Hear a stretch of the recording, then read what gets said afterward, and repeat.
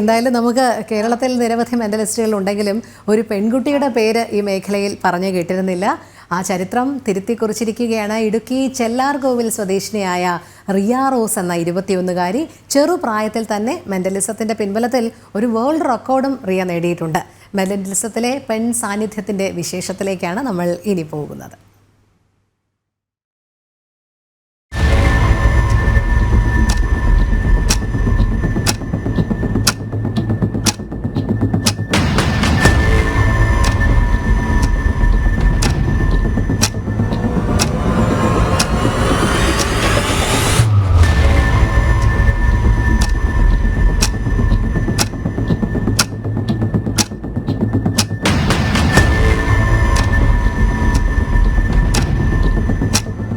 നമ്മളിപ്പോൾ ഉള്ളത് ഇടുക്കി ജില്ലയിലെ അണക്കരയിലാണ്. അണക്കരയിൽ നമ്മളൊരു മെന്റലിസ്റ്റ് ആയിട്ടുള്ള ഒരു പെൺകുട്ടിയെ പരിചയപ്പെടാൻ വേണ്ടിയാണ് വന്നത്.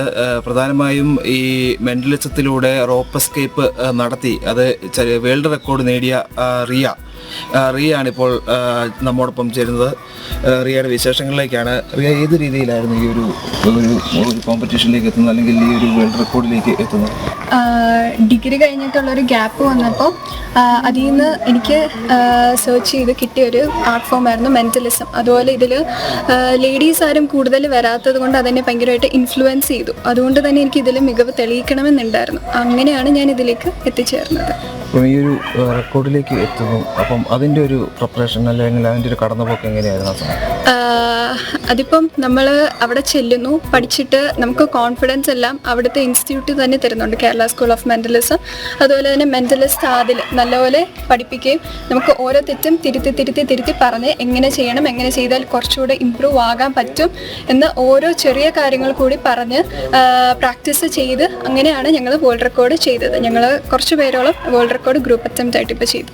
ഇപ്പം ഒത്തിരിയേറെ കാര്യങ്ങൾ ചെയ്യുന്നുണ്ട് ഈ മെന്റലിസത്തിലൂടെ. അപ്പോൾ ഏതായാലും നമുക്ക് അതിൻ്റെ ഒരു പരീക്ഷണം നമുക്കൊന്ന് കാണിക്കാം. ഉറപ്പായിട്ടും കാണാം. എന്തെങ്കിലും ഞാൻ ഒരു കാർഡ് ഫോണിൻ്റെ മേളിൽ ഫേസ് ചെയ്ത് വെച്ചു. അപ്പോൾ മൈൻഡിൽ പെട്ടെന്ന് വരുന്നത് 1 to 100 ഒരു റാൻഡം നമ്പർ ചൂസ് ചെയ്തോ. പറഞ്ഞു 77. ഞാൻ മെന്റലിസ്റ്റ് ആയതുകൊണ്ട് എനിക്ക് ഇൻഫ്ലുവൻസ് ചെയ്യാൻ നല്ല കഴിവുണ്ട്. സോ 77 വേണേൽ മാറ്റാൻ ഒരു ചാൻസ് തരാം. മാറ്റുമോ? ഇല്ല, 77 ഉറച്ചു നിൽക്കുന്നു. സോ ഹോം സ്ക്രീനിൽ ഞാൻ പോയി കഴിഞ്ഞാൽ നോട്ട്സ് ഉണ്ട്. ഷോപ്പിംഗ് ലിസ്റ്റ് എടുക്കുവാണെങ്കിൽ കുറേ പേരുണ്ട്, എല്ലാം ഡിഫറെൻ്റ് അല്ലേ. ഇപ്പോൾ 77 പറഞ്ഞു. 77 ഏതാ? കോഫി. ഇപ്പം 78 പറയുവാണെങ്കിൽ റെഡ് വൈൻ. പക്ഷെ 77 തന്നെ പറഞ്ഞു. എനിക്കിത് നേരത്തെ അറിയാൻ എന്തെങ്കിലും വഴിയുണ്ടോ? ഇല്ല. പക്ഷെ ഞാൻ നേരത്തെ ഇവിടെ ഒരു പേപ്പർ വെച്ചു. അതിലെന്താണെന്ന് വെച്ചാൽ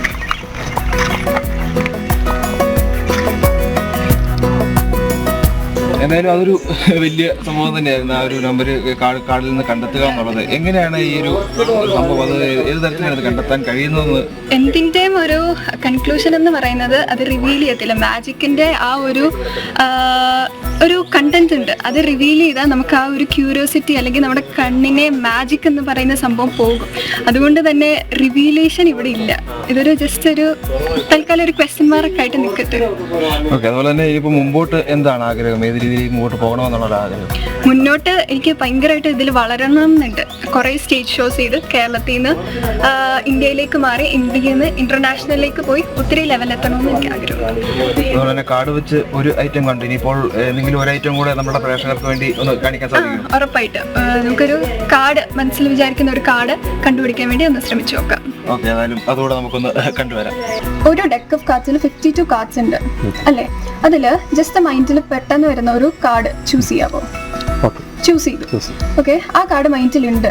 ഓക്കെ. ആ കൈ ഒന്ന് വരുമോ? ഓക്കെ. ആ കണ്ട കാർഡ് മനസ്സിൽ റിപ്പീറ്റഡ്ലി ഒന്ന് പറയാൻ ശ്രമിക്കുക. ഓക്കെ. ഏത് കളറാണ്, നമ്പറാണോ പിക്ചറാണോ എന്ന്. ഓക്കെ. റിപ്പീറ്റഡ്ലി പറയുക. I think it's club of queen അല്ലേ.